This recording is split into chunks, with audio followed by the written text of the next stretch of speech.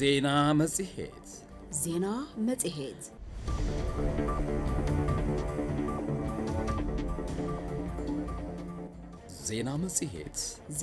መጽሔት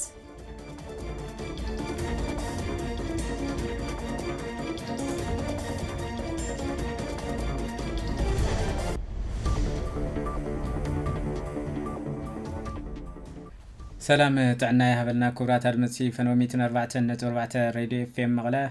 علتاو زينا مصيتنا فليملو زينا مصحيت ز ساعات زيناتات وشتعدن وزائن زيناتات بيزنس اواديدو ابزي ترخيبنا لنا زيناتات ز ساعات نامرحنا هيوان برهانو كيدان زغاي بمداي تكنيك دما لولا ورانا حبرناكم كنصنحنا فلما غنا قندي نتوتا زينا تيكتوكرات تግራይ أبي تمزابلت وجنات زلوا حدقات ميتنا عالم بمقلاح كله أبي جنتهم وجنات نكون زجبر وزعري ميديان سنة يسرح نتوعد زلوا عزوز قد زملا ختيلهم بريزيدنت كيزيوم من محدار تግራይ جنرال تادس ورده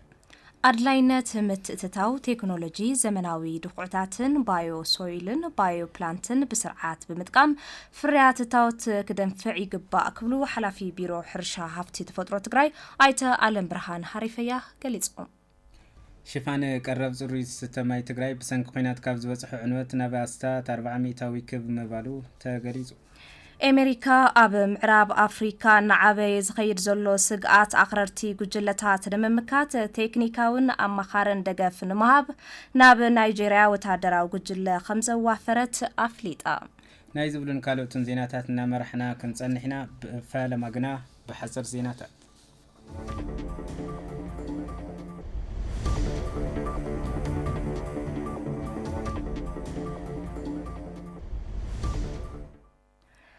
تيكتوكرات تግራይ ኣብ ተመዛበልቲ ወገናት ዘሎ ሓደጋ ጥሜት ንዓለም ብምቅላሕ ኩሉ ኣብ ጎኒ እቶም ወገናት ንክኾኑ ዝገብርዎ ጻዕሪ ሚድያን ሰናይ ስራሕ እንትውዕል ዘለዎ ዕዙዝ ግደ ዘመላኽት ኢሎም ፕሬዝዳንት ግዚያዊ ምሕዳር ትግራይ ጀነራል ታደሰ ወረደ ጀነራል ታደሰ ነዝበሉ ካቢኔ ግዚያዊ ምሕዳር ትግራይ ከየንቲ ነጠፍቲ ማሕበራዊ ሚድያን ተወከልቲ ዝተፈላለዩ ኣብያተ ዕዩን ዝረኸብሉ بكوميتي متخاب هافتي زسرح زلو سرحتن مهابا فلوتون تيكتوكراتن علمو بجزاو ممحدار تقراي افتدالوه مدرخ ذاتيو أبز حز أوان تقراي كاب دقة ترخبو دقة فينا تمنامنا بممسو زلنا وشت أو هافتي بمتخاب عرسنا نخللو دليتنا نمال اللو عقمي كنفت ريقبا كبلو حبيروم تقراي اب تقراي زلو خلا مداوت أقام بوشت أو عقمنا بمفتاح داقم هنزاتن حويتن كناقهري قبا زولو اتوم بريزدانت أقات إمو زلو حسرات باجت دما نهزبنا بفلاي دما سرحتنياتات منقستي من نبابرقوم بسقات كمرحو مخنيات كوينو وميركب لهم أتي تجمير زلو هفتي ناي متأخاب سرح دما كيزيو تقام كم مفتح حليفو نزلغو حسنا تقراي مشاقاقر خوينو تاريخو سرح نخسراح تابقسو يدليلهم نعبيت حانت عدي قدام ميدياز لعلى إزولو جنرال تادس ورده تيكتوكرات ماخل تمزابلتي حساس كايدو وسرحو وزلوز العالم العالن علم لخاوي تسمعنا تكوسخ مقبارهم ميديا نصبق صراح انتوعل زلو وزي زملاختيو دحر مبالوم نسرحو تاريكاو صراح نادا يقبو ميلوم حلافيت بيرو قدايات كومينيكيشن تقراي ويزور شويت عديسو دما نهلاو تقراين تقارون أكالو مقدات نزبة صحم جاقانونا نمحكام زقبار حاجز كله كفال حبرات ساب تساتفو كعرفو لزقبا وراي كله تقراوي مسولا أفز حزوان أبا تقراي زولو كل مدايا وتقام نمبداه قال سنان نحيي لولو قداي خوينو قداي تمزابل تناقنا نتصبح زي بهالواني المخانو تردينا اتستجمر هفتنا متخاف سراحتي تتنخير قاز لي قبايلين مكتل أكابيت عوي خوميتي متأخاب هافتن حلافيت بيرو فاينانس متأخاب هافت تقراي دكتور محرت بيّن بقدأن نتأفتي محبراو ميديا تيكتوكرات بتمزابلتي وغنات زبزح حدقات اميتنا عالم نكقاوحو خلو إيدو نكحاوسن دمت هزبخم بمخان زرأخم موتو فاينات زلعالنا أدا كبرن يقبو إيلن مغزلتا سنة يسرح تيكتوكرات سوخنا كلو ساتفلو تجمير زلو هفتي ناي متخاف سراحتي غزا زيه قداي مخانو ترديو كله كعسلن هيوت وغناتو كدحنن دما سيغنتاو حلافنت كم زلو كردا يقبا كبلا ملختنا محلالي فانين ኮሚሽን ሓርበኛታት ትግራይ ተገዳላይ ናስር ወገኖም አንጻር ጽንተታዊ ኩናት ተሰሊፎም አካላዊ መጉዳእቲ ዘተኣናገዱ ሓርበኛታት ንምሕካም ዓበይቲ ስራሕቲ እናተሰርሑ እንትኾኑ ኣብ ዝተፈላለዩ ወፃኢ ዓድታት ተሓኪሞም ዝተመለሱ ሕዝውን ኣብ ክትትል ዘለዎ ከም ዘሎ ብምሕባር እቲ ተጀሚሩ ዘሎ ስራሕቲ ምትእኻብ ሃብቲ ትሕቲ ህይወት ዋላ እኳ እንተኾነ ብተሳትፎ ተጋሩ ጀጋኑ ግቡእ ሕክምና ንክረኽቡ ዘይተሓለለ ጻዕሪ ክንገብር ይግባእ ክብሉ ተዛሪቦም ክብል መሳርሕትና ኪዳነ ጸጋይ ጸብጺቡ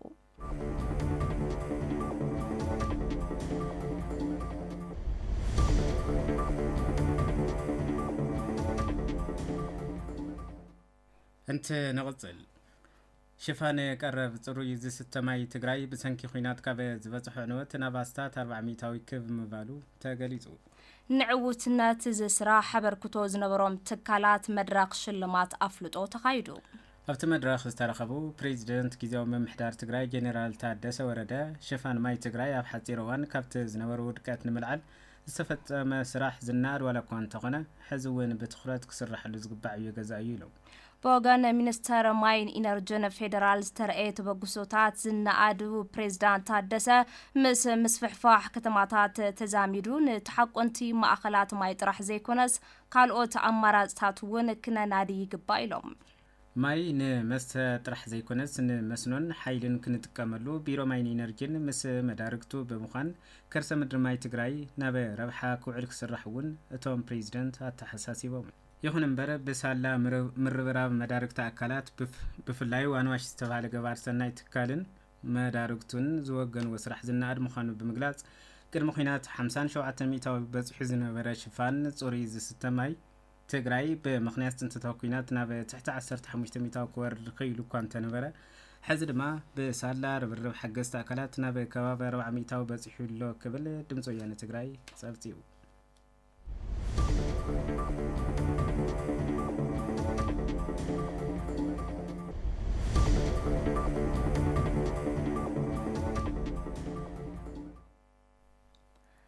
መምርሒ ፖሊስ ከተማ መቐለ ብሎክ ተኮር መስርሕን መክልኻል ገበን ዘርጊሑ ዝጀመሮ ምንቅስቓስ ዘምጽኦ ዘሎ ውጽኢት ብምግምጋም ተጠናኺሩ ከም ዝቕጽል ተገሊጹ እቲ መምርሒ ፖሊስ ኣፈጻጽማ መደባት ቀዳማይ መንፈቅ ዓመት 2018 ዓ.ም ዘድሃበ ገምጋም ኣብ ከተማ መቐለ ሳሊጡ እዩ ኣብቲ ገምጋም መንፈቅ ዓመት ገበን ስጋት ገበን ንምክልኻልን ምቁጻርን ዝጠናኸሩ ዘሎ ብሎክ ተኮር ኣወዳድባ ፍሮም ማሕበረሰብ ዘምጽኦ ዘሎ ውጽኢት ምስ ዓብ ዘድሊ ምዃኑ ኣብ ምጽራይ ከበርቲ ገበናስ ዝተጣየሹ ጉጅለታት ዝተረኸቡ ውጽኢት ክዕቀቡን ዝግብኡ ጉዳይ ምዃኑ ዝነበሩ ህዝባውን መንግስታውን በዓላት ብፍጹም ሰላም ክሓልፉ ዝተገበረን ዝተዋደደ ስራሕቲ ኣብ ገምጋም ብጥንኩር ዝተርኣዩ ነጥብታት ምዃኖም ኣዛዚ ፖሊስ ከተማ መቐለ ኮማንደር ሓዱሽ ሕዱግ ገሊጾም ኣብዚ 6 ወርሕ ዝተራእዩ ክፍተታት ብምእራም ባውሩ ኣብ ምክልኻል ገበንን ስጋኣት ገበንን ብፍሉይ ምጥንኻር ውዳበ ማሕበረሰብ ፎረም ብሎካትን ዘተኣማምን ፍትሒ ዘንግስ ውጽኢት ምጽራይ ገበናትን ቀጻሉውን ትኹረት ተዋሂቦም ዝስርሑ ከም ዝኾኑ እዩ ኮማንደር ሓዱሽ ወሲኾም ዝገለጹ ኣብቲ ገምጋም ኣመራርሓ ፖሊስ ከተማ መቐለን ሓላፊ ዋና መምርሒ ምክልኻል ገበነ ኮሚሽን ፖሊስ ትግራይ ምክትል ኮሚሽነር ጀነራል ጌታቸው ኪሮስ ሓዊሱ ላዕለዎት መኮንናትን ፖሊስ ይሳተፍሉ ምህላው ተፈሊጡ ይብል ካብ ዕላው ገጽ ኮሚሽን ፖሊስ ትግራይ ዝረኸብናዮ ሓበሬታ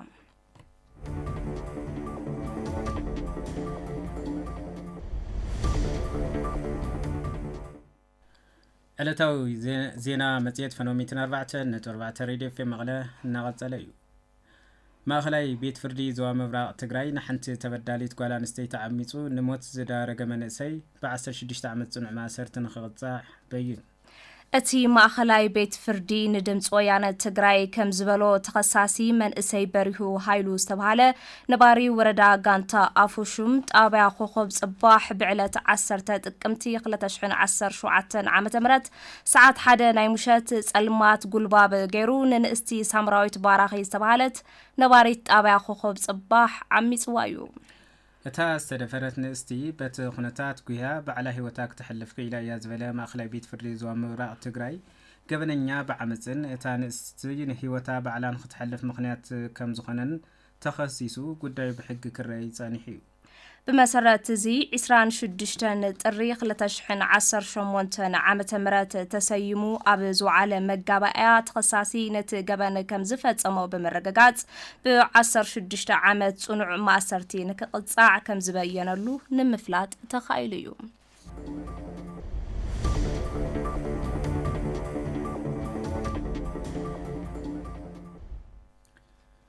ከተማ ወቅሮ ማራይ ናይ ዝቕጽሉ 10 ዓመታት መዋቕራዊ ፕላን ከም ዝተዳለወላ ተሓቢሩ እቲ መዋቕራዊ ፕላን ዝምልከቶም ኣካላትን ነባረ ህዝብታ ከተማ ርእቶን ሓሳብን ሂቡሎም ኣብ መወዳእታ ብርኪ ከም ዝበጽሑን ኣብ ቀረባ እዋን ተግባራዊ ከም ዝኾኑ ዝሓበሩ ኣካይድ ስራሕ ቤት ማዘጋጃታ ከተማ ቀሺ ኣብርሃት ወልደ እቲ ዝተዳለወ ፕላን መሰረታዊ ሕቶታት መሰረተ ልምዓትታ ከተማ ዝምልስን ንመስሕብ ኢንቨስትመንት ምቹ ባይታ ዝፈጥር ከም ዝኾነ ገሊጾም ኣብታ ከተማ ዝነበረ መሰረታዊ ፕላን 250 ሄክታር መሬት ዝሸፈነ ጥራሕ ከም ዝነበረ ዝገለጹ መሃንዲስ ከተማ ወቅሮ ማራይ ኣይታ ሃይላይ ኣረጋዊ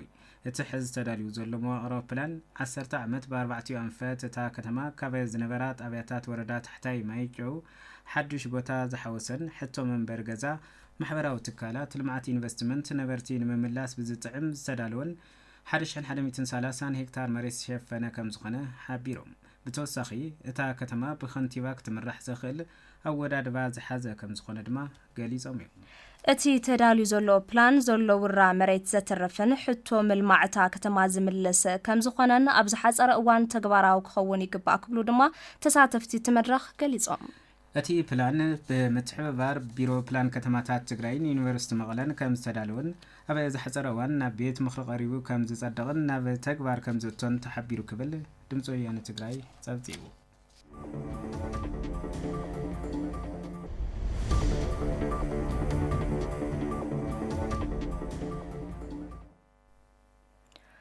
ቤት ምክሪ ወረዳ ሳምረ ራውዓይ ዘመን መበል 41 ስሩዕ ጉባኤኡ ኣሳሊጡ ኣብቲ ጉባኤ ጥማር ሪፖርት ጸብጻብ 6 ወርሒ ስራሕ ኣፈጻጽማ ሕድሕድ ሴክተራት ዝቐረበ ኮይኑ ብርክት ዝበሉ ሕቶታትን ርእቶታትን ቀሪቦም እዩ ኣብ ፍትሓውነት ኣተሓሕዛ ገበርቲ ሰናይ ትካላትን ኣጠቃቅማ ምሕደራ መሬትን ማዕድንን ኩነታት ጸጥታን ቀጻላይ ብሰፊሑ ክስርሐሎም ዝተባሃሉ ዓበይቲ መደባት እቲ ምምሕዳር እዮም ብተወሳኺ እውን ናይ ስድራ ስጉኣትን ሓገዛትን ተግባራውነቶምን ኣፈጻጽማ መድሕን ጥዕናን መፍረያይነት ሕርሻን ግቡእ ድጋፍን ክትትልን ክግበረሎምን ናብ ዝሐሸ ብርኪ ኣፈጻጽማ ክሰጋገሩ እቲ ጉባኤተኛ ምዒዱ እዩ እቶም ኣባላት ቤት ምክሪ ወሲኾም ኣብ ጉዳይ ቤት ፍርዲ ዘሎ ንጹርነት ዘይብሉ ናይ ውሳነ ምጉታት ብቕልጡፍ ክእረም ድማ ሓቲቶም ኣብ መወዳእታ ሹመት 3 ኣመራርሓ መንግስቲ ብምጽራቕ ተዛዚሙ ክብል ሓበሬታን ርክብን ወረዳ ሳምረ ጸብጺቡ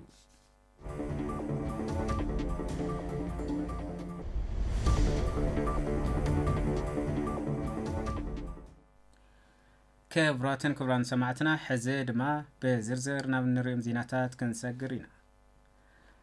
ኣድላይነት ምትእትታዊ ቴክኖሎጂ ዘመናዊ ድኹዕታት ባዮሶልን ባዮፕላንትን ብስርዓት ብምጥቃም ፍርያት እታወተና ክነደንፍዕ ይግባእ ክብሉ ሓላፊ ቢሮ ሕርሻን ሃፍቲ ተፈጥሮን ትግራይ ኣይተ ኣለም ብርሃን ሃሪፈዮ ገሊጾም ኣይተ ኣለም ብርሃን ዝዝበሉ ኣብ ምምሕያሽ ልምዕነት ሓመድ ዘድሃበ ምስ ኣመራርሓን ዞባታትን ወረዳታትን ከምኡውን ሶሞያ ሕርሻ 29 ጥሪ 2018 ዓመተ ምህረት ኣብ ከተማ መቐለ ኣብ ዝተሳለጠ መድረኽ ዘተ እዩ ፊልሞን በየነ ተወሳኺ ኣለዎ لعلوت أمرارح منجستي سومي حرشان مداركتن أب السرخبلو أب لمعنات حمد زاد هبم سران شعاتن تري كلتشن 10 شمنتن أما تمرت مدرخ زاته أب كتمام مقلم استسالت أخوينم أبت مدرخ ترخيبهم ملاخ تزحلفهم حلافي بيرو حرشان هفت تفترون تقراي أي تألم برهان نهاري فيهم زحمة محمد نمحواين كم أون فقرة مريت نمكل خالن بايو سويلن بايو بلانتن استبحالو فسستيم زمناو دخوعتات عزيوم تمرست يوم زبالو خوينم بمخانو دمام أو السناد كابتات تقراي بستقبر فتنم زاقيد عوتوز إيد كم خبا أما لخيتهم لمعنتنا كايدو زلنا مدرخ بايوسيدن بايوبلانتن زملكت بحافشا كم تقول هنا نقلصوت ناي حمد لمعنتن ناي حمد عنان زملكت نتقلل ناي حرشان هافت بطرون صراحتنا بوانا نتدما نت فرياتن مفرينتن حرشا زلو تركم ياو طعم غزيف مخانو كل هنا نفلطو نغري صوص ما اخل تغيرو ببقوانو بمنغستي يكون بستفلالي اكلات نتااتاتو زموصو تكنولوجيات لو افتم تكنولوجيات نامص ازمص صبق وصيت لو and افتم تكنولوجيات زلو limitations ون لو سو حزي بايوسيل and بايوبلانت زل بوانا نت جلوبال اتاوتات كم زخونه بوانا نت فتهاجر ون تجمره مقصاص كم زلو بوانا بركب خل البركون اوسنات ورداتات اوسنات طابياتات بمرمر بناي حرستوس demonstrations استجمره سرح له ايت عالم برهان وسيخم لمعنات حمد بمرغغاص فريات حرشنا كندفع يقبا دحر مبال بحفشام كم سميا دما استوهابنا مدبات نمعوات عبرتينا كنسرح يقبا خبلو غليصم So the سرح زي بوانا نت كاب علماوي تمكرتاتن and جبط ناي كبابينا ناي حلف عمل تمكرتات بزرزر زي زملكتهم سمياتات زقرب اللقونتات كنفطرينا so this year ناي زراتي شفان ناي demonstration ناس فينا نا عمت دما ناي لهم زمن لو طريقنا نقص على عمت دما ياو بصفحاتنا اتول environment كنفطر so the technology زي familiarize كونا لهم سمرارحه سمياتات زبل سمسرت تغيرو بماماي جروب سبونسر تغيرو فاينانس ون عبي مدرخ زي استدالو لخونتات يزلو ابزي كمزي زبله منقصاص ترخبوم تفلالي نغرات مسرت غيركم دما بقصالي كم تلمود عوت ناي تغباراو منقصاص سرحتون زسرحو الانفايرمنت كفطريو زلو ኣብቲ መድረኽ ዝተሳተፉ ሓረስቶት ብወገኖም እቶም ብውፅኢት ቴክኖሎጂ ዝተረኸቡ ፈሰስቲ ዘመናዊ ድኹዕታት ኣብ ምፍራይነት ሕርሻ ልዑል ሚና ከም ዘለዎም ብምሕባር ብምዃኑ ድማ እቲ ኣቕርቦት ናብ ካልኦት ሓረስቶት እውን ክትኣታቶ ተላብዮም ናዚ ባዮፕላንት ተጠቒምናሉ ያው ብዝተፈላለዩ ጎርፍታት ኣሻብር ድበሃል ነው ጻዕዳ ነገር ዝገብርና ዳሞጽሉ እሱ ኸዚ ብጣዕሚ ዳጥቃዮ ማለት እዩ እሱ ብትጠቕዐ ግን ያው እዚ ሃምዚ ዓይነት ፈሳስ መዳርያ ሞጽ ምስተባሃልን ኣቕርቦት ምስ መጸና ተጠቒምናሉ እኳ እንዶ አሻርኩ ብዙ ዛንሽቶን ነገር ድናረት ተባላሽ ድናረት ተخلي حرب ድናረ ብጣዕሚ ክለምዕ ክጉውድ ዝቆጽል ብጣዕሚ ክስፋሕ ይገብሩ ማለት እዩ ጥቅሙስ ብዙሕ እዩ እዚ መዳርያ ዝል ከይቋረጽ ብጣዕሚ ህዝቢ ብጣዕሚ ደልይዎ ይድሉ ስለዚ መዳርያ ከይቋረጽና ተወስኑ ክመጽእ ሁሉ ገባር ተጠቃሚ ኮን መሬቱ ሁሉ ቦክሽፍነ ድላው ማለት مبل 51 بعل 11 لكاتيت تنخبر حزبنا بكل مداي تربحنتو نمرغغاص بعتو بكنسرح كبلو وانا محداري وردا صراء ومبرتا ايته هافتو برهانه حبيروم حزبنا دحري نعسر شوعة عمتاز كيد ومرير برتاو قالسي أبا ملا هجر حق منقستيك مسرتن سلام لمعتن كرغاغص انكيلو يكبلو دما غليصوم يوم مسارحتنا مير دموز زرزر وادي دال حزب تግራይ ንስለህላውን ፍትሕን ዲሞክራሲን ሰላምን ልምዓትን ንምርግጋጽ ብዝተፈላለየ መንገዲ ንልዕሊ 17 ዓመታት ተቃሊሱ ድሕሪ መሪር ብረታዊ ቃልሲ ድማ ኣብ መላእ ሃገር ሕገ መንግስቲ ብምስራት ልምዓት ክረጋገጽ ክኢሉ እዩ ክብሉ ዋና ኣማሕዳሪ ወረዳ ጽራእ ወንበርታ ኣይተ ሃፍቱ ብርሃነ ገሊጾም 11 የካቲት ምጅማር ብረታዊ ቃልሲ ህዝቢ ትግራይ እዩ ህዝቢ ትግራይ ምእንተ ሰላም ምእንተ ዲሞክራሲ ምእንተ ልምዓት ምእንተ ፍትሒ ኢሉ ልዕሊ 17 ዓመት ዝኣክል ብዝተፈላለየ መንገዲ ብዝኸኣሎ ናተቃለሰ مس عبيتي ناي افريكا غوال زبحالو مرحتي درع سراويت استعطت عقم زلو اكلاتنا تقالس صنيحو تحري 17 يا قالسو وصيتاو خوينو اب تግራይ ጥራሕ ዘይኮነስ ከም ሃገር እውን እንትኾነ ሕገ መንግስቲ መስሪቱ ልምዓት ክረጋገጽ ገይሩ ሜጋ ፕሮጀክታት እውን እንትኾነ ፍጠሩ ገይሩ ናብ ዝደረጃ እዚ ከብጽሕ ዝተገበረሉ ናይ ቃል ስርጭት ዝተወልዕላ ዕለትያ እዚ ብምዃን ድማ 11 ለካቲት በብዓመቱ ብዝደመቐን ብዝተፈለየን መልክዑ እናኽብረሉ ኩነት ይዘሎ ዝበሉ እቶም ዋና ኣማሕዳሪ ብቐጻልነት ድማ ሓድነትና ኣጠናኺርና ተረባሕነትና ብንረጋግጸሉ መልክዑ እቲ በዓል ክነብዕሎ ኢና ምስ በሉ ካብ ለካቲት ናብ ለካቲት ብዝብል ሓሳብ ዝተተሓዙ ዕማማት ንምውጋንን ብሽም ለካቲት ስራሕቲ ወፍሪ ዕቀባ ሓመድን ማይን ብምስላጥ ተፈጥሮ ንምሕዋይ ንክንሰርሕ ምስ ህዝቢ ኣብ ምርድዳ በፂሕና ኢና ክብሉ حبيرم زي ببعمتو بزدمق أخناتات تقالسنا ون انتخنا بزعقولو بقصال ون انتخنا حدنتنا سلمنا بنخدلو تربحنتنا بنرجع صلنا مجدي إيو عصرت حريكاتي بزي لقانا نينا ببعمتو الأخبارنا يمسينا لو معمتو ون انتخنا مبل 50 حدا بأور أخ عندنا نفتي حلفة مبل 50 عمت مخبر عصرت حريكاتي إيو بليو بزتفلي مجد خيرنا هنا وزي كاويكاتي لاويكاتي استحاز الشتات ون لو معمتو ون عقود حساب زجارة بزدمق أخناتات كنا كل لنا زول إينا حساب نقبر زلنا وزي تنقبر ክንገብር ተለና ሓደ ከም ወረዳ ሒዝና የምዝኒ هنا ብሽም የካቲት ሓደ ተም ወፍዕ ቃማይን ሓመድ መስራሕትና ከባቢ ደንናይ ምሕዋይ ተፈጥሮናይ ምሕዋይ ስራሕትና ብሽም የካቲት ሰይምና እዚ ብዝተጠናኸረ መገዲ እንኸደሉ ኩነታት ክንፈጥር ክንክእል ኣለና ዝብል እዩ ካብዚ ብተወሳኺ ተጠቃምነት መናእሰይን ሓርበኛታትን ኣብ ወርሒ ለካቲት ፍሉይ ምርብራብ ብምግባር ተረባሕነት ህዝብና ብኩሉ መዳይ ንምርግጋጽ ብዕቱብ ክንሰርሕ ኢና ክብሉ ዋና ኣማሕዳሪ ወረዳ ጽራእ ወንበርታ ኣይተ ሓፍቱ ብርሃነ ገሊጾም ተኻሊ ተጠቃምነት መናእሰይን ሓርበኛታትን እውን እንተኾነ ብስም የካቲት ሰይምና ኣብ የካቲት ወርሒ ፍሉይ ርብርብ ጌርና ኣብ ኩለን ጣብያታትና ናውዚ እናኣትየሉ ኩነታት ክንፈጥር ክንክእል ኣለና ዝብል ሰፊሕ ናይ ምድላው ስራሕቲ ኢና ንሰርሕ ዘለና የካቲት ምስ ተጠቃምነት ሓርበኛታት የካቲት ምስ ተጠቃምነት መናእሰይ የካቲት ምስ ምሕዋይ ሃፍቲ ተፈጥሮ የካቲት ምስ ልምዓት ሃፍቲ እንስሳ የካቲት ምስ ልምዓት መስኖ ኣተኣሳሲርና ተረባሕነት ህዝብና እውን እንተኾነ ውሕስ ብዘግብርን ኣብ ከተማታት እውን እንተኾነ ምስ ዳኣንትን ማኒፋክቸሪንግ ምስ መስርሕን መሸጥን ካልኦት ናይ ከተማ ናይ ቁጠባ ምንቅስቃስ ናይ ህዝቢ ውሕስ ብዘግብሩ መገዲ እዚኦም ብሽም የካቲት ላሰየምና ህዝብና እናላዓልና ለውዚ እናኣትየሉ ኩነታት ክንፈጥር ክንክእል ኣለና ኣብ ዝተፈላለዩ ዓውደ ስራሕ ዝተዋፈሩ ወገናት ምህርቶም ኣብ ዕዳጋ ቀሪቡ ተወዳዳራይን ተጠላባይን ክኸውን ዕዳጋ ንምትእስሳር ዘመን ፀልቦ ቴክኖሎጂ ተጠቂሞም መፍለይ ምህርቶም ከፋልጡ ይግባእ ኢሎም ኣብ ቢሮ ቴክኒክን ሞያን ስራሕ ዕድል ፈጠራን ከተማ መቐለ በዓል ሞያ ስልጠና ኣይተ ጎይቶም ታፈረ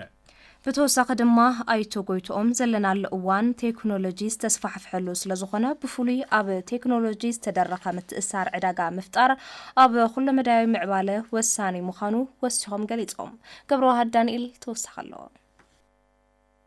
ቢሮ ቴክኒክን ሞያን ስራሕ ዕድል ፈጠራን መቐለ ኣብ ዝተፈላለዩ ዓውደ ስራሕ ዝተዋፈሩ ወገናት ኣብ እንታይነትን ኣጠቓቕማን ቴክኖሎጂ ረብሑን ዘድህበ ምዕበይ ዓቕሚ ስልጠና ዝሃበ ኮይኑ ኣብቲ ስልጠና ተረኺቦም መልእኽቲ ዝሓለፉ ኣብ ቢሮ ቴክኒክን ሞያን ስራሕ ዕድል ፈጠራን መቐለ ኬላ በዓል ሞያ ስልጠና ኣይተጎይቶም ታፈረ ከም ዘሎ ብሉፅን ተወዳዳራይን ምህርትን ንምቕራብን ንምትእስሳር ዕዳጋን ኣብ ቴክኖሎጂ ዝተደረኸ ስራሕቲ ብምስራሕ ብፍላይ ድማ ምህርቶም መለለይ ብራንድ ብምጥቃም ምህርትና ንምፍላጥ ክንሰርሕ ኣለና ኢሎም ሕዚ ግዜ ናይ ቴክኖሎጂ ግዘንዲ ዲጂታል ማርኬቲንግ ወሳኒ እዩ ስለዚ ኣብ መፍረይቲ ምህርቶም ክሸጡ ከፋልጡ ተኾይኖም ብቲ ልሙድ ባህሊ ብቲ ድሕር ዝመጻናይ ናይ ንግዲ ስርዓት እንተኾይዶም ካብ ዕዳጋ ክወጽኡ ይኽእሉ እዮም ለዚ ዓለም ሓደ መንደር ኮይና ስለ ዘላ ናይ ዓለም ዕብየት ሕዝቡን ብዲጂታል ማርኬቲንግ ስለ ዝኾነ ብቴክኖሎጂ ተሓጊዝካ ስለ ዝኾነ ናብኡ ኣቲኻ ተወዳዳሪ ኮይንካ ምህርትኻ ተዘይፈሊጥካ ካብ ዕዳጋ ወጻኢ ትኸውን ኢኻ ተወሳኺ ኢሎም ኣይተጎይቶም ዘለናሉ እዋን ቴክኖሎጂ ዝተስፋሕፍሐሉ እዋን ስለ ዝኾነ ግዘና ብኣግባቡ ንምቁጣብን ብዲጂታል ማርኬቲንግ ተጠቒምና ምህርትና ክነፋልጥን ክንሸይጥን ይግባእ ክብሉ ድማ ገሊጾም ኣብ ዝተፈላለዩ ዓውደ ስራሕቲ ተዋፊሮም ዝርከቡ ገሊኦም ኣብ ናይ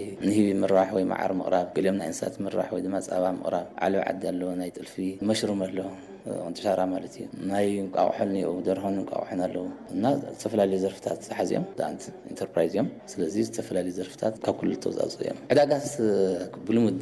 እናተረፈ ይኸይድ ኣሎ እዩ ስለዚ ቤና ክንነብር ስለዘይ ንኽእል ናፍቲ ዲጂታል ማርኬቲንግ ኣቲና ቢያንስ ምህርትናስ ብሞባይልና ተጠቒምናስ ነፋልጥ ክንሸጥ ስለ ንኽእል ላብኡ ንምእታው እቲ ስልጠና ዝተዋህቦም ወገናት ብግዶም ረብሓ ቴክኖሎጂ ብግቡእ ብምርዳእ ምህርትና ብምፍላጥ ተወዳደርቲ ክንከውን ብፍላይ ድማ ምህርትና መለለይ ብራንድ ብምጥቃም ብፅፈትን ጽሬትን ንምቕራብ ክንጥቀመሉ ይግባእ ክብሉ ገሊጾም ክሳይ በሃል ብብራንድ ዝኾነ ኣቕሓ ተቕርብ ተለኻ ጥቕሚ ሃም ዘለዎ ነገር ደንበኛ ሃም ተስሕብ ምናምን እንትን ይገብረልኻ ማለት ብጣዕሚ እንትን እዩ ቅድሚ ኸዚ ምንም ረድኢት ኣይነበረኒና ኸዚ ዘሎ እንትን ጽቡቕ ኣቕሓ ጽቡቕ ጥራት ጽቡቕ ኳሊቲ ሒዝኻ ምቕራብ እዩ ብራንዲንግ በዛ ክንሰርሕ ኢና ኢልና ተስፋ ንገብር ኣብ ማስታወቂያ ብደንብ ክንሰርሕ ኢና ዝኾነ ኣቕሓና ክነፋልጥ ኢና ለለና ምርቲ ክንናገር ኢና ጥራቱ ኣቕሓና ብቻ ከይኾነ ስለተሰርሐሉ ማተርያል ክንነግር ኢና ተኣማንነት ለወሳኒ ነገር ኢና ጽቡቕ ምህርቲ ተቕርሞ ለህብረተሰብ ተፈላጥ ኮይንካ ምቕራብ እሞሃም ኢልካ ልክተዓቢ ልገብር ማለት እዩ ብራንድ ማለት ኣብቲ ልፍቀድ ኣካል ኣፍቂደ ናይ የምሲሉ ሰሪሑ ብናየ ልከየብል ታሎጎ ጣዕማ ድላይት እያ በቃ ምህርቲ ካል ምፍላጥ ማለት እዩ በቃ ካሊእ ከይተሓዋወሰካ ካሊእ በባኻም ሲሉ ከይሽቅጠልካ በቃ ብራንድኻ ምፍላጥ ኤክስፖርት ክገብር ድሌት እኒአኒ ታ ኤክስፖርት ልገብራ ሎጎ ለይብላ ኣይትኾን ማለት ሎጎ ለይብሉ ስራሕ ማለትስ ኣብ ኪሳራ ምውዳቕ ማለት እዩ ፖለቲካዊ ምንጋዕ እናተጠቐሙ ወሰኽ ዋጋ ንዝገብሩ ነጋዶ ጥቡቕ ዝበለ ክትትል ክግበረሎም ይግባእ ክብሉ ኣብ ዕዳጋ ዓዲ ሓውሲ ዝረኸብናዮም ሸማቱ ሓቢሮም ነዚ መሰረት ገይረን መብርህ ዝሃባ ሓላፊት ዘፈር መንግስታዊ ግልጋሎት ክፍለ ከተማ ዓዲ ሓቂ ወይዘሮ ዘመናዊት ጣዕመ ብወገነን እቲ ዕዳጋ ንምርግጋዕ ዝተፈላለዩ ስራሕቲ ንሰርሕ ኣለና ክብላ ገሊፀን ቢንያም ሃይላይ ተወሳኺ ኣለዎ ኣብ ትግራይ ብዝተፈጠሩ ፖለቲካዊ ምንግዓት ምኽንያት ብምግባር ሸቐጣት ኣብ ስቶር ብምኽዛን የለውን ብምባልን ዋጋ ብምውሳኽን ሕብረተሰብ ኢኮኖሚያዊ ቁልውላው ክበፅሖ ዝገብሩ ዘለዉ ሓላፍነት ዘይስምዖም ነጋዶ ዝምልከቶ ኣካል ጥቡቅ ክትትል ክገብረሎም ይግባእ ክብሉ ኣብ ዕዳጋ ዓዲ ሓውሲ ክዕድጉ ዝረኸብናዮም ገለ ሸማቶ ሓቢሮም ኣይዎ ብዙ ኣብ ሕዚ በተለይ ኣብ ህዋህው ዝፈጠሩ ኩነታት ብዙሕ ናይ ማሕበረሰብ ቁልውላው ኣጋጥሚ በሻለ ኣብ ዕዳጋታት ኣብ ናይ ከተማ ንሪኦ ዕዳጋታት ሸቐጣሸቐጥ ካብዞም ንእሽተይ ሸቐጣሸቐጥ ጀሚሩ እስካብዞም ላዕለዎት ነገራት ብጣዕሚ ከቢድ ዝኾነ ቁልውላው ኣጋጢሙ ማለት እዩ ስለዚ እዚ ክኾን ዘይነበሮ ማለት እዞም ዓበይቲ ነጋዶ ዝበሃሉ ኣብ ከተማ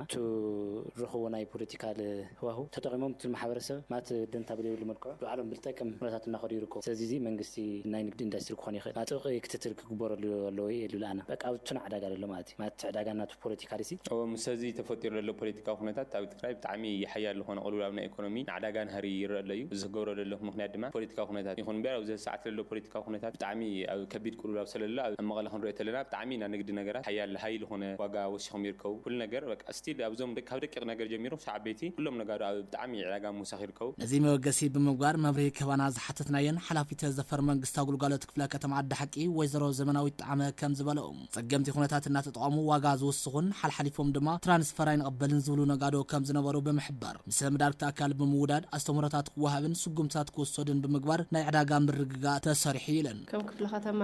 ናይ ምርግጋእ ዕዳጋ ስራሕናይ ስራሕቲ ካብ ዕለት 20 ናይ ድሕር ሰዓት ከባቢ ዝነበረ ናይ ነህር ዕዳጋ ብፍላይ ዕለት 18-19 ዝነበረ ዕዳጋ ንኸይቕፅል ተዓፃፃፊ ዝወሰኸ ኣብ ውሕዳት ሰዓት ነጋዶ ተራእዩ እዚ ማእኸል ተገይሩ ዳይሬክሽን ካብ ክልልን ምስተውሃበ ቀጥታ ናብቲ ስራሕቲ ኢና ንሕና እውን እዚ ማእኸል ተገይሩ ያው ነቲ ዕዳጋ ዝንህረሎም ዝነበሩ ዘረባታት ምስ ናይ ድሮን መጥቃዕቲ ካሊእ ተኣሳሲሩ ዘልዕልዎ ዝነበሩ ምክንያታት ገይሮም ነቲ ሕብረተሰብ ናብ ራዕድን ካሊእን ከኣቲ ኣብ ዘየለዎ ተለቂሑ ድዩ ዋላ ዘለዎ ፀንቂቑ ነቲ መሰረታዊ ሸቐጥ ክሽቅጥ ክገዝእ ዝገበርዎ ምንቅስቃሳት ሰፊሕ ነይሩ እዩ ከምተን ካልኦት ክፍለ ከተማና እውን ነዚ ማእኸል ጌርና ግን ንሕና እውን ያውቲ ሓይሊ ሰብና ሒዝና ብፍላይ ናይቲ ዘፈር መንግስታዊ ግልጋሎት መተሓባበርቲ ብምልኦም መዳርግቲ ኣካላት እቶት ቁጠባ ፀጥታ ፖሊስ ማእኸል ሓፂር ኦሪንቴሽን ሂብና ዋፊርና ኢና እዚ እውን ምስ ኣዋፈርና ዝረኸብናዮ ፍቲ ባይታ ልክዕ ከምቲ ሕብረተሰብ ኣብ ደገ ዘውርዮ ወይ ክውንነቱ ናይቲ ዕዳጋ ናሕሪ ኮይኑ ኢና ረኺብናዮ ኣብ ማእኸል ጌርና መጀመርያ 2 መዓልቲ ሙሉእ ነቲ ነጋዳይ ግንዛብ ናይ ምሃብ ስራሕቲ ሰሪሕና ኢና ኣብቲ ሳልሳይ መዓልቲ ሕልፍ ኢሉ ዘንቀፀ ናብ ቅፅዓት እውን ተሰጋጊርና ኢና ብተወሳኺ እውን ኢለን ወይዘሮ ዘመናዊት ጣዕመ ኣብ መፍረይትን መከፋፈልትን ባኒ ዝነበረ ዘይስሩዕ ኣቀራርባ ስርዓተ ንኽሕዝን ካብ 100 ግራም ብታሕቲ ከይሰርሑን ከየከፋፍሉን ምስ ሕብረተሰብን መዳርግቲ ኣካላትን ብምንባብ ኣብ ምስራሕ ንርከብ ክብላ ገሊፀን ካሊእ ጎን ጎን ናይ ምርጋዕ ዕዳጋ ኣብቲ ናይ ወሰኽ ግራም ባኒ እውን ከም ዓብዪ ዕማም ከም መስርሕ እውን ዝሓዝናዮ ነይሩ እዩ ባኒ ብጣዕሚ ብዘሰክፍ ንሽሙ እዩ ባኒ እምበር ቀደም ሓደ ባኒን ሓደ ቆልዓ ይዕንግለልካ እዩ ነይሩ ጅግን ካብ ሓንቲ ጉራስ ዘይት ሩማት ባኒ እዮም ዝሸጡ ዘለዉ ናብ 45 ግራም ብጣዕሚ መሰክፊ ማለት ኮነን ክትበልዖ ክትሪኦ ዘሰክ ባኒ ኣብ ፅሬቱ ኣብ ካሊኡ ማእኸል ጌርና ዝተውሃብና ዳይሬክሽን ንሱ እውን ናይ ወርሒ ዝኣክል ናይ ምልዓል ስራሕቲ ተሰሪሕዎ እዩ ነቶም መምረቲ እውን ብፍላይ ከም ክፍለ ከተማ 20 መምረቲ ባኒ ኣለውና ንዓቶም ስሒብና 2 ግዜ ረኺብና መምርሒ እውን ነጊርናዮምና ዝተኻኽሉ ከም ዘለዎም ሓበሬታ ሂብና ረዲእና ከም ከተማ መቐለ እውን ያው ናይ ኩለን ክፍለ ከተማ ኣመራርሓ ከይዲ ስራሕቲ ክኢላታት ዝድረብዎ እውን እቲ ከውን ዝግብኦ ናይ ምርዳእ ስራሕቲ መድረኻት ወዲእና ሕዚ ናብ ተግባር ክእቶ ስለ ዘለዎ እዚ እውን ኣካልቲ ወፍሪ ጌርና ኢና ንወስዶ ዘለና ማለት ናብ ዜናታት ወፃኢ ዝዕለት ሰጊርና ኣለና ክብሮ ሰማዕትና ኣሜሪካ ኣብ ምዕራብ ኣፍሪካ ናዕበይ ዝኸይድ ዘሎ ስጋት ኣኽረርቲ ጉጅለታት ንምምካት ቴክኒካውን ኣማኻር እንደገፍ ንምሃብ ናብ ናይጄርያ ወታደራዊ ጉጅለ ከም ዘዋፈረት ኣፍሊጣ ሶማልያን ግብፅን ኣብ ዝርርብ ካይሮ ስትራቴጂካዊ ምሕዝነት ደጊመን ኣረጋጊፀን ናይ ዝብሉን ካልኦት ዜናታት ወፃኢ መሳርሕትና ብርሃነ ወልዳይ ከም ዝስዕብ ኣዋሪድዎ ኣሎ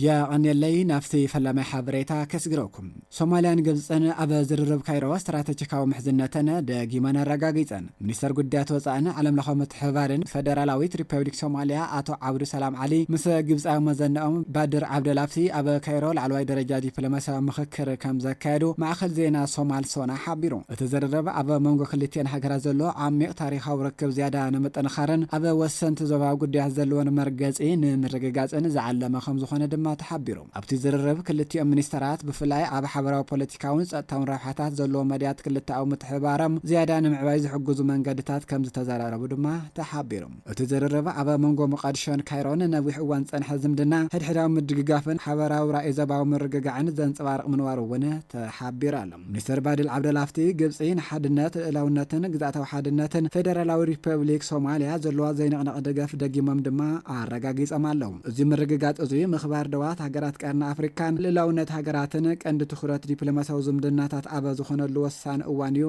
ተኻይዱ ዘሎ እቶም ሰመዚ ብተወሳኺ ኩነታት ጸጥታ ዞባ ብዕምቆት ብምግምጋም ኣብ ቀርኒ ኣፍሪካ ሰላምን ምርግጋዕን ንምስራት ዝግበር ጻዕሪ ለምጥንኻር ተስማዕሚዖም ኣለዉ ኣብቲ ኣኸባ ኣብቲ ዞባ ዘርእዩ ሓደሽቲ ብድሆታትን ዕድላትን ብሓባር ንምፍታሕ ጥቡቕ ዲፕሎማስያዊ ምውሃሃዶም ክቕጽልሉ ቃል ብምእታው ከም ዝተዛዘመ ድማ ማዕኸን ዜና ሶማልያ ሶና ጸብጺቡ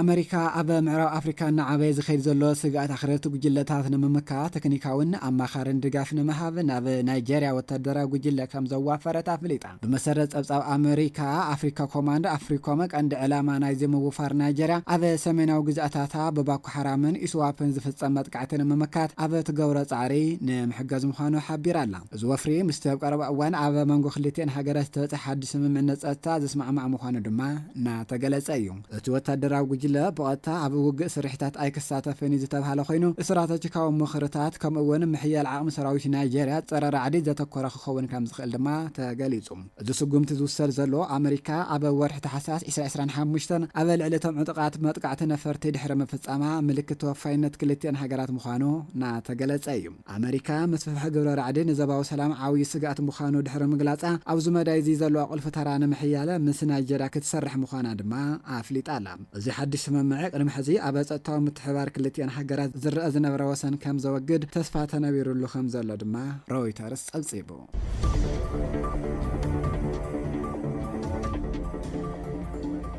ኣብ መንጎ ኢራንን ኣሜሪካን ዝተፈጠረ ደበናዊ ኩናት ንምግልሃዝ ዝዓለመ ልዝብ ጥሪ 29 2018 ዓመተ ምህረት ክጅምር እዩ ሃገራት ኢራንን ኣሜሪካን ዘለውን ውጥጥ ኒኩለር ብዲፕሎማስያዊ መንገዲ ንምፍታሕ ዘኽእለን ድርድር ኣብ ሃገረ ኦማን ከም ዘካይዳ ተገሊጹ ኣሎ ኣብቲ ሎሚ ዓርቢ ዝጅመር ድርድር ንኢራን ወኪሉ ኣብ ዝኸደሉ ሓደ ዝኾኑ ሚኒስተር ጉዳያት ወጻኢ ኢራን ዓባስ ኣራግቺ ሃገሮም ፍልልያት ናብ ኩናት ከየምርሖ ብጥንቃቐ ከም እትሰርሕን ንዲፕሎማስያዊ ዘተ ጽቡቕ ድሌት ከም ዘለዋን ምጥቃሶም ጸብጻብ ሮይተርስ ኣመላኺቱ ኣብ ዘተ ሰላም ላዕልን ታሕትን ዘይምህላው ክልቲኦም ምክብባርን ምሕላውን ረብሓታት ተዛተይቲ ሃገራትን ወሰንቲ እዮም ዝበሉ ኣራግቺ እዞም ዓንድታት ዘላቒ ሰላም ተፈጻምነቶም ግድነት ከም ዘለዎን ድማ ኣስሚሮም ኣሎ ኣብዚ ብኣሳሳይነት ሃገረ ኦማን ዝካየድ ዲፕሎማስያዊ ዘተ ኢራን ወናኒት ኒኩለር ከይትኸውን ዝጸልቅ ቅዋም ሒዞሞ ብወገን ኣሜሪካ ጃረድ ኩሽነርን ፍሉይ ልኡኽ ኣሜሪካ ስቲቭ ዊትኮፍን ከም ዝተሳተፉ ድማ ተሓቢሩ ኣሎ ኣብ መንጎ ክልቲአን ሃገራት ዝካየድ ዲፕሎማስያዊ ዘተ ብዙሓት መራኺ ውግእ ኣሜሪካ ኣብ ማያዊ ኣካላት ዓረብ ሜዲትራንያንን ወሽመጥ ፋርስን ኣብ ዝተሰለፈሉ እዋን ዝካየድ ምዃኑ ጽዕንቶ ኣሜሪካ ከዕርፍ ከም ዝኽእል ጸብጻብ ጀሩሳሌም ፖስት ጠቒሶም ብዙሓት ሃገራት ዓረብ ኣብ ልዕሊ መሪሕነት ዶናልድ ትራምፕ ዲፕሎማስያዊ ጽዕንቶታት ከካይዳ ምጽንሐን ዘዘኻኸረ ጀሩሳሌም ፖስት ቱርኪ ዘቕረበቶ መፍትሒ ሓሳብ ክልቲአን ሃገራት ኣብ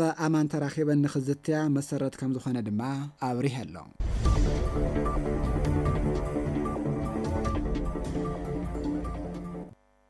ኩራትን ፍትዋትን ኣብ ምክትታል ዜና መጽሔትና ትርከቡ ሕዚ ድማ ናብ ዜና ቢዝነስ ክነስክረኩም ፍርያት ትካላት ብቴሌግራምን ፌስቡክን ምፍላጥን ምሻጥን ዘኽእል ኣብ ኢማርኬቲንግ መሰረት ዝገበረ መዕበይ ዓቕሚ ስልጠና ን1,000 መፍረይቲ ኣካላት ተዋሂቡን ካልኦትን ናይ ዝብሉ ዜናታት ቢዝነስ መሳርሕትና ኪሮስ ሓዱሽ ከም ዝስዕብ ኣዋዳቱላ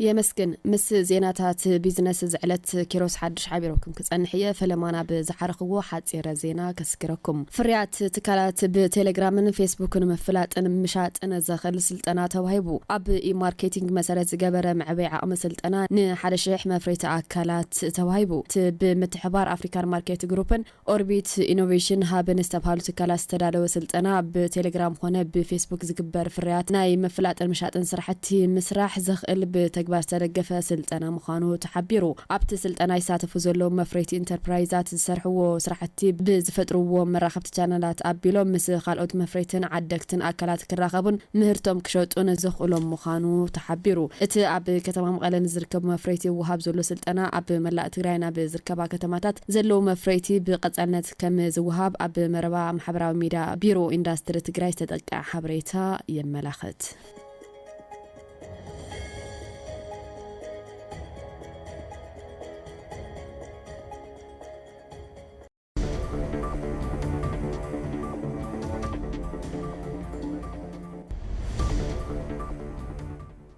ዕለታዊ ዜና መጽሔትና ንምዝዛም ቀንዲ ነጥብታት ዜና ክነዘኻኽረኩም።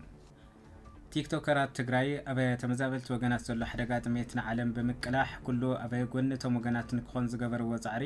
ሚድያ ንሰናይ ስራሕ እንትውዕል ዘለዎ ዕዙዝ ግደ ዘመላኽት እዩ ኢሎም ፕሬዚደንት ጊዜያዊ ምምሕዳር ትግራይ ጀነራል ታደሰ ወረደ።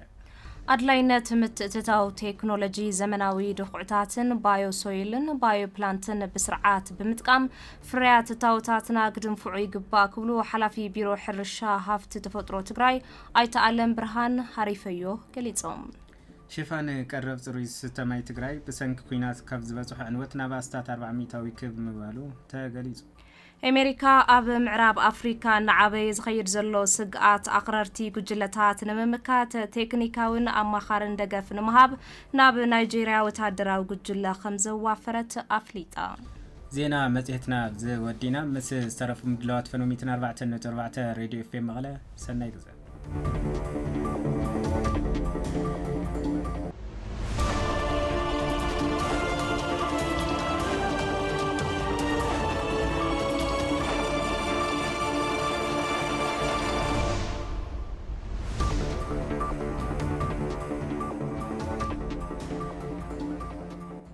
ዜና መጽሔት ዜና መጽሔት